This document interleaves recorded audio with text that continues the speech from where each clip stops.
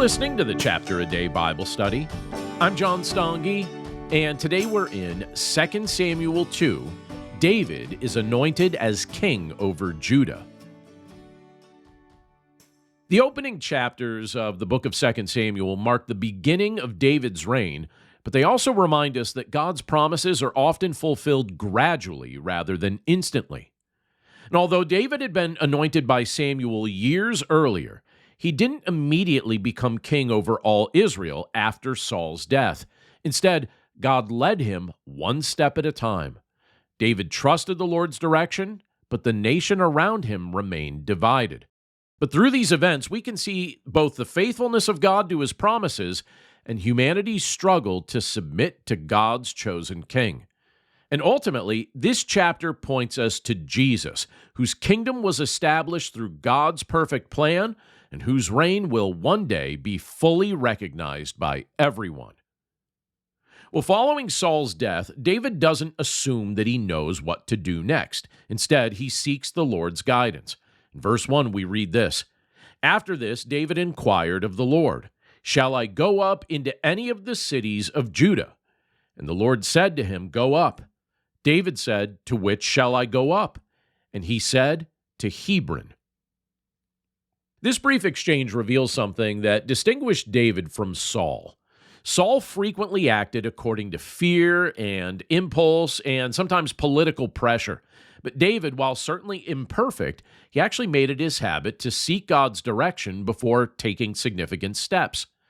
And God instructed David to move to Hebron, where the men of Judah anointed him king over their tribe. And at last, after years of waiting and hiding in caves and fleeing across the wilderness, and also enduring Saul's relentless pursuit, David finally began to receive what God had promised. And yet, even then, the promise wasn't completely fulfilled. David became king over Judah, but the remaining tribes followed Ishbosheth, one of Saul's sons.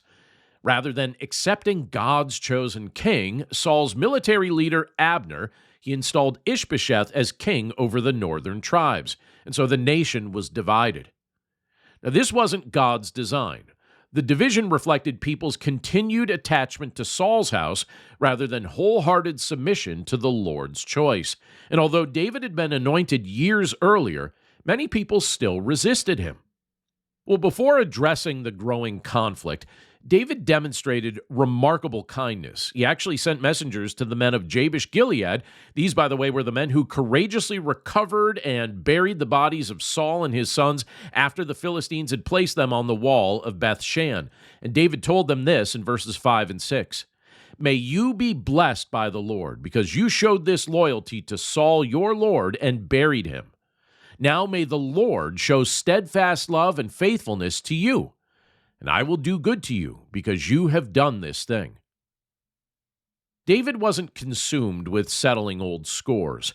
Instead, he honored those who showed kindness, even when that kindness had been extended to Saul. David recognized faithful actions wherever he found them. As tensions increased, Abner and Joab, David's military commander, they met near the pool of Gibeon. What began as a contest between 12 representatives from each side quickly escalated into a brutal civil war. And every one of the 24 young men fell in combat, and then a larger battle followed. And one of the most remarkable moments involved Asahel, Joab's brother.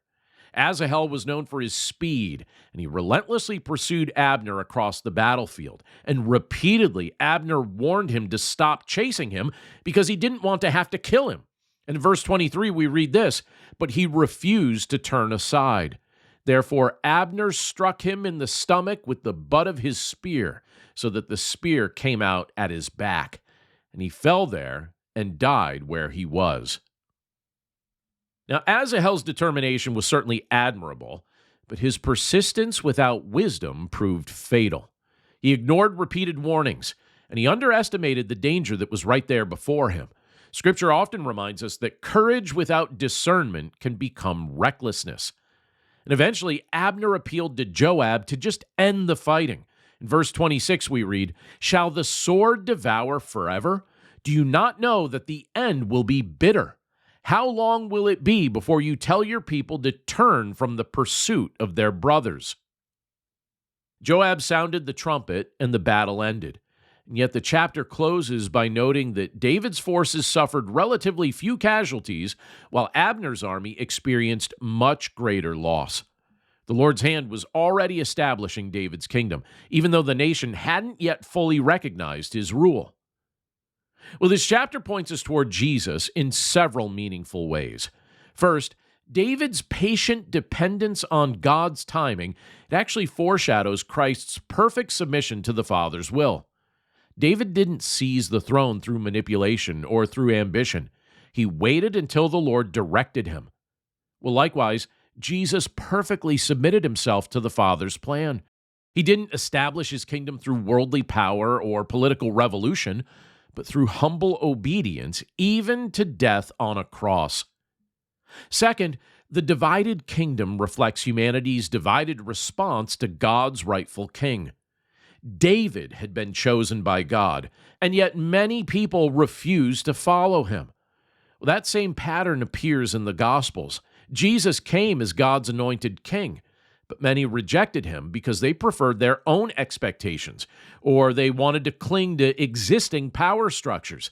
And even today, people have to choose whether they will acknowledge Christ's rightful authority over their lives or whether they will reject his authority.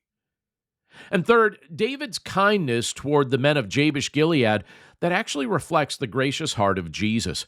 Rather than responding with suspicion or vengeance, David rewarded their faithfulness.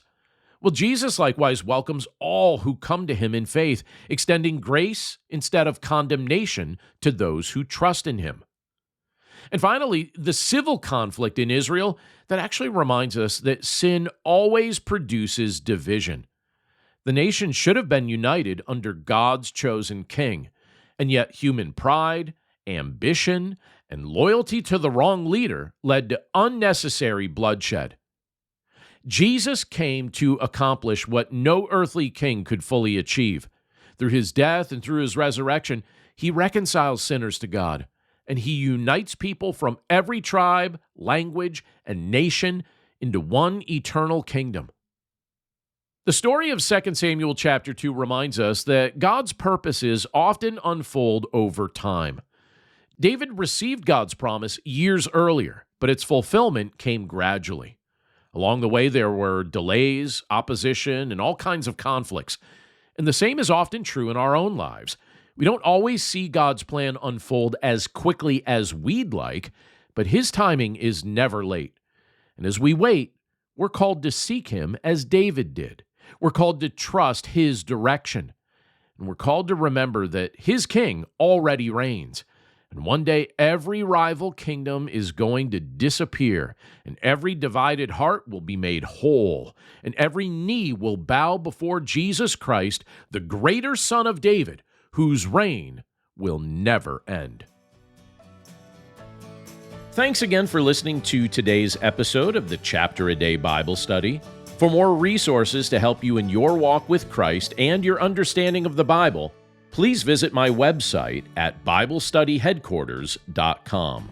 And if you'd like to partner with me by becoming a supporter of this ministry, you'll see a few options to do so, again, at BibleStudyHeadquarters.com or in the description of this episode. As always, thank you for your prayers, thank you for your support, and thank you for your willingness to share this content with others. Have a great day, and I'll see you again right here tomorrow.